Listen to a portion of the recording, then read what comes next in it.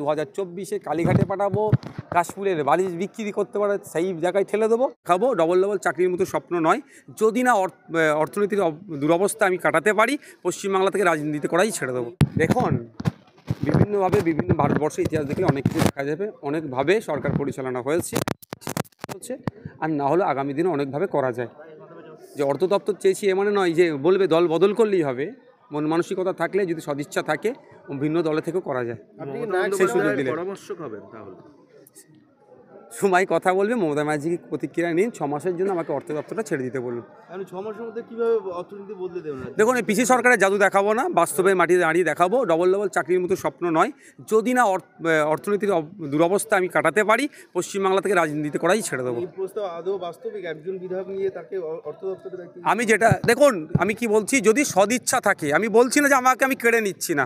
উনি বলছেন অর্থনৈতিক দুরবস্থা, হসপিটালে বেডের কথা বললে দুরবস্থা, শিক্ষা ইকুইপমেন্ট চাইলে, স্কুল ইকুইপমেন্ট চাইলে, কন্টিজেন্সি ফান্ড, বিভিন্ন গ্রান্ট চাইলে অর্থনৈতিক দুরবস্থার কথা বলে এড়িয়ে যায়। সুতরাং এই দুরবস্থা থেকে তো কাটিয়ে উঠতে হবে।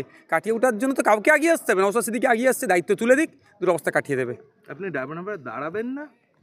মনোসংযোগ করছেন, আপনি যা বললেন তাতে দাঁড়ায় মনোসংযোগ করছেন। কখন বললাম?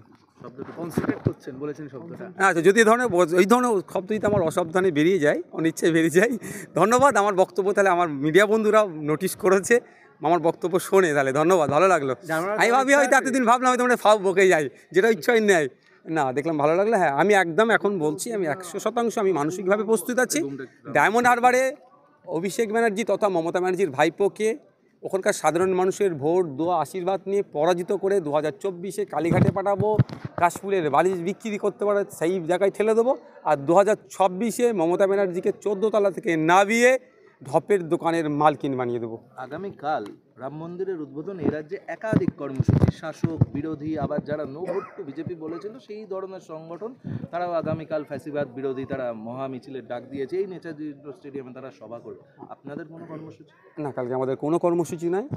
মানুষের উদ্দেশ্যে কোনো মানুষের উদ্দেশ্যে বার্তা যে রাজনীতির জন্য, ভোটের জন্য মানুষের যারা বিভেদ লাগাতে চায় তাদের কাছ থেকে আপনারা দূরে থাকবেন। দিনের শেষে মানুষ ক্ষতিগ্রস্ত হয়। আমরা কদিন আগেই দেখেছিলাম হাওড়াতে রামনবমীর মিছিলকে কেন্দ্র করে একটা অশান্তি হয়েছিল। ক্ষতিগ্রস্ত কারা হলে? ফুটপাতের দোকানদাররা, যারা দিন হানে দিন খায়, যারা ফুটপাতে ঘুমায়, যারা ওই ঠেলা নিয়ে সারাদিন ঘোরে আর সন্ধ্যাবেলায় বা রাতের দিকে ফুটপাতে ওই ঠেলাটা রেখে ওর নিচে বা ওপরে ঘুমায়, তারা ক্ষতিগ্রস্ত হলো, ওই সবগুলো জ্বালিয়ে দিল। সুতরাং দিনের শেষে মানুষ ক্ষতিগ্রস্ত হচ্ছে, নেতারা এসে ঘরে বসে থাকছে, একে অপরকে চায়ের অফার করছে। আমি প্রত্যেকের কাছে অনুরোধ করব যে এই নেতাদের ফাঁদে কেউ পা দেবেন না। কেউ রাম মন্দিরকে সামনে রেখে তার ভোট ব্যাঙ্ককে সুরক্ষিত করার চেষ্টা করছে, আবার কেউ তথাকথিত এই সংহতি মিছিল বা রাম মন্দিরের তথাকথিত বিরোধিতা করে কিছু অংশের ভোটকে সুরক্ষিত করার চেষ্টা করছে।